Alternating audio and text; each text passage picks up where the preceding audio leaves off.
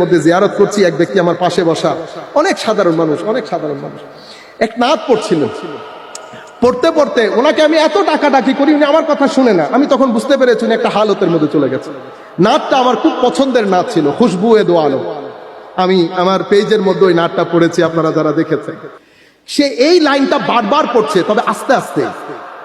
खैरात मुझे अपनी मोहब्बत का अता कर, आया हूं तेरे दर पे, हैं बदामान दरीदा। এই নাত পড়ছে, কান্নাকাটি করছে। আমি বুঝছি যে সে সেন্সলেস টাইপ হয়ে গেছে। সেই ব্যক্তি যখন কিছুক্ষণ পর স্বাভাবিক অবস্থা আসলো, আমি তাকে জিজ্ঞেস করলাম, অনেক বলার পরে উনি বলছেন আজকে সার্থক। কেন? আমি নাত পড়তে পড়তে আমি 1400 বছর আগে চলে গেছি। হায় হায়, আমি হুজরায়ে পাকের বাইরে নাত পড়ছিলাম, আমার মনে হচ্ছিল আমার নবী আয়েশা সিদ্দিকাকে বলছেন, আয়েশা বাইরে কে এসেছে একবার দেখো তো। আমি আরো জোরে নাত পড়ছি, অজর দ্বারাই কান্না করছি। আয়েশা সিদ্দিকা রাদিয়াল্লাহু তাআলা আনহা আমার নাম নিয়ে বলছেন অমুক জায়গা থেকে অমুক এসেছেন। আমি এগুলা আমার খেয়ালের মধ্যে। পরে আমি দেখলাম মজলিসের মধ্যে হযরত আবু বকর সিদ্দিক, ফারুক আজম, উসমানে গনি, আলী রাদিয়াল্লাহু তাআলা আনহুম জামিআন সবাই এসে সবাই আমার সাথে কান্নাকাটি করছে। কিন্তু আমি এই লাইনটা বারবার পড়ছি, তো সবাই একজন আরেকজনকে জিজ্ঞেস করছে এই ব্যক্তি বলছে কি, কারণ আমি তো উর্দুতে পড়ছি। আমি ওই খেয়ালের মধ্যে দেখলাম সালমান ফার্সি এগিয়ে আসলেন। সালমান ফার্সি বলছেন আমি বলছি এই ব্যক্তি কি বলছে। আমি ওই নাত পড়ছি, সালমান ফার্সি অনুবাদ করছে, কান্নার রোল পড়ে গেছে। আমিও কান্না করছি, সাহাবাই কেরামও কান্না করছেন। ওদিকে হুজরায়ে আনোয়ার থেকে আমার নবী আয়েশা সিদ্দিকা সহ আমার দিকে তাকিয়ে আছেন। আমার ভাই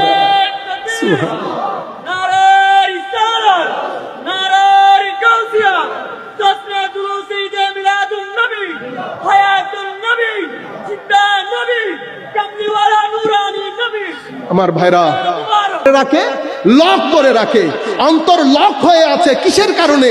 হিংসার কারণে, অহংকারের কারণে, বিদ্বেষের কারণে, লোভের কারণে। অন্তর যখন লক হয়ে থাকে, তো আপনার নামাজ এবং আপনার ভিতর বাইরে থেকে আপনি নামাজের মধ্যে থাকতে পারেন না। আপনি দাঁড়িয়ে থাকেন এক জায়গায়, দিল পড়ে থাকে আরেক জায়গায়, কারণ দিল আপনি আনলক করতে পারেন নাই। আমার আল্লাহ কিছুদিন আগে ওই আয়াত পড়ার সময় অনেক কিছু মনে ধরেছে, সব কথা সাধারণ মজলিসে বলা যায় না। আল্লাহ রাব্বুল আলামিন বলেছেন, ওয়ালাযী ইউকরিদুল্লাহ কারদান হাসানা ফায়ুদাইফাহু লাহু আদআফান কাসীরা। শেষে বলছেন ওয়াল্লাহু ইয়াকবিদু ওয়া ইয়াবসুতু ওয়া ইলাইহি তুরজাউন।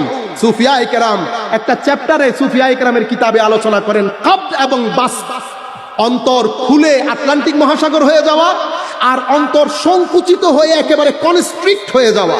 তো অন্তর যখন কনস্ট্রিক্ট হয়, সেই ব্যক্তির ভিতরে খৌফ, খশিয়ত, ইশক, মহব্বত, আদব, তাজিম কোনো কিছুই আসে না। কিন্তু মাওলা যখন কারো দিল খুলে দেন, বাস্ত দান করেন, বিস্তৃতি দান করেন, আটলান্টিক মহাসাগরের মতো করে দেন, তখন কি হয় জানেন?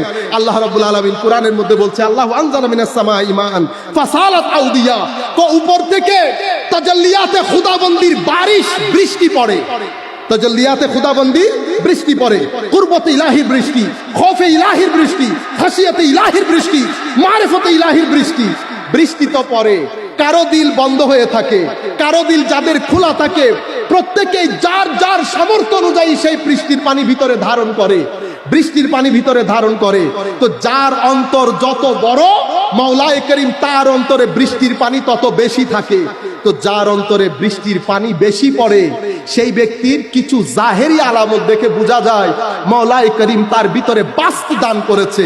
সেটা কি? হুজুর করিম সাল্লাল্লাহু আলাইহি ওয়াসাল্লামকে যখন জিজ্ঞেস করা হয়েছিল, ইয়া রাসূলুল্লাহ আফামান শারাহাল্লাহু সাদরাহু লিল ইসলামে ফাহুয়া আলা নূরিম মির রাব্বি। যেই ব্যক্তির সিনা আল্লাহ খুলে দেন, সেই ব্যক্তিকে আল্লাহ নূর দান করেন, অথবা আল্লাহর নূরের উপর উনি অবস্থান করেন। এটার অর্থ কি?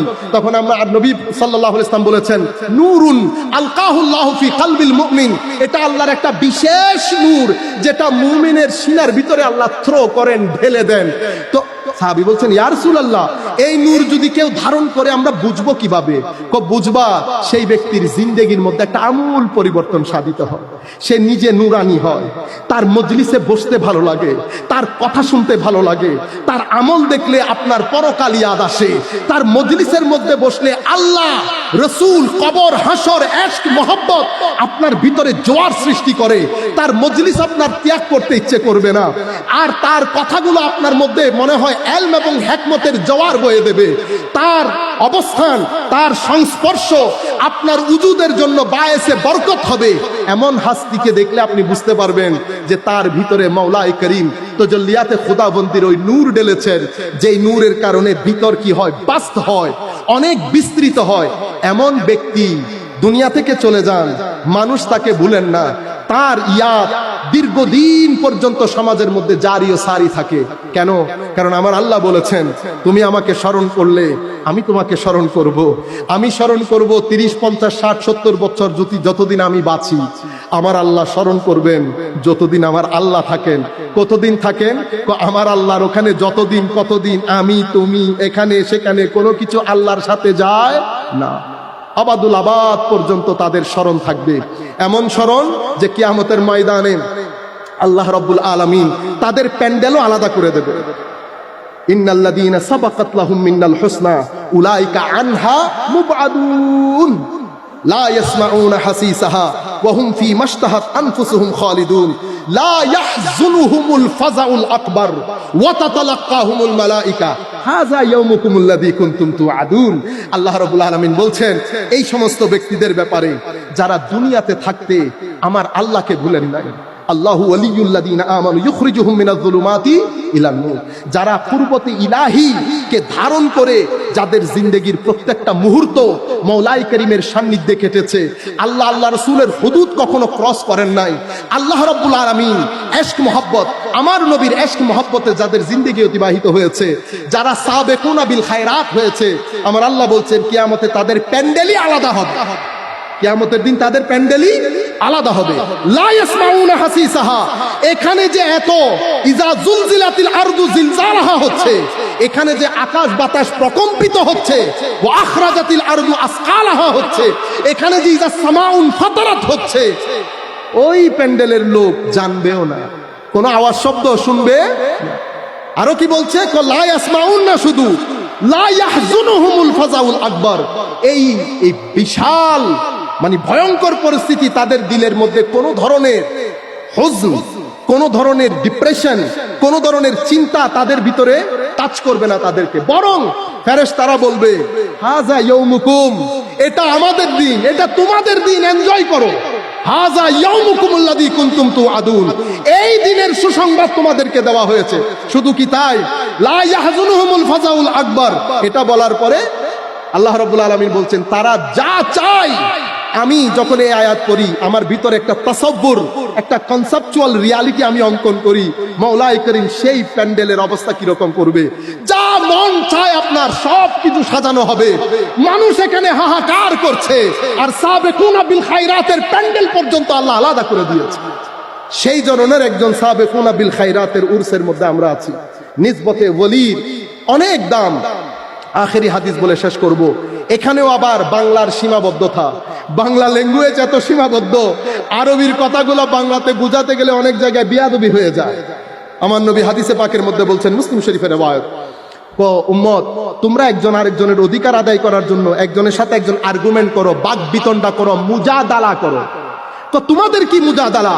আসল মুজাদালা কিয়ামতের দিন আল্লাহর ওয়ালির আল্লাহর সাথে করবে। এখন এই মুজাদালা মানে যদি বাক বিতণ্ডা বলি তাইলে আদবের খেলাফ হয়, কিন্তু বাংলা ভাষার সীমাবদ্ধতার কারণে আমার আর অন্য কোনো অপশনই নাই। তখন তারা কি বলবে? মাওলা, আমার ভাইয়েরা আমাদের সাথে নামাজ পড়তো, আমাদের সাথে রোজা রাখতো, আপনি তাদেরকে জাহান্নাম দিয়ে দিলেন। তখন আমার আল্লাহ বলবেন, যাদেরকে চেনো তাদেরকে নিয়ে আসো, যাদেরকে চিনো তাদেরকে নিয়ে আসো। সেই কারণে আমাদের আল্লাহর ওলিদের দরবারে সব সময় আসতে হয়। কেন? চেনা জানা থাকার জন্য। ও ভাই 15 বছর পরে আইলে আইন হইম না, মানুষ হরিয়া ফুলটুল ফাঁকে কি বেরোনো চিনি অনেক প্রত্যেকদিন আইলে তা হইম না আছি বুঝবে হেন। তা আল্লাহ কোরআন হাদিসে পাকের মধ্যে আমার নবী বলছেন, যাদেরকে চিনো আল্লাহ রাব্বুল আলামিন আমাদের এই নিসবতগুলোর প্রতি ওয়াফাদারি করার তৌফিক দান করুন, হায়া দান করুন। মাওলাই করিম সত্যিকার অর্থে এশকে রসুল, আদবে রসুলকে আমাদের এখানে আপনি বলেন নেশা করে দেয় মতে। যুবকদেরকে বলছি, তিলাওয়াতে কোরআন ছাড়বেন না, এশকে রসুলকে নেশা হিসেবে গ্রহণ করেন, সুন্নিয়ত জানেন, পড়েন, বুঝেন। আমাদের উলামায়ে কেরাম যেই সমস্ত কিতাব লিখছেন, যারা যেভাবে লিখছেন, প্রত্যেক কিতাব কিনে ঘরের মধ্যে সংরক্ষণ করেন। আপনি না পড়েন, আপনার ছেলেরা পড়বে। বাইরে আপনার স্বাস্থ্য এসে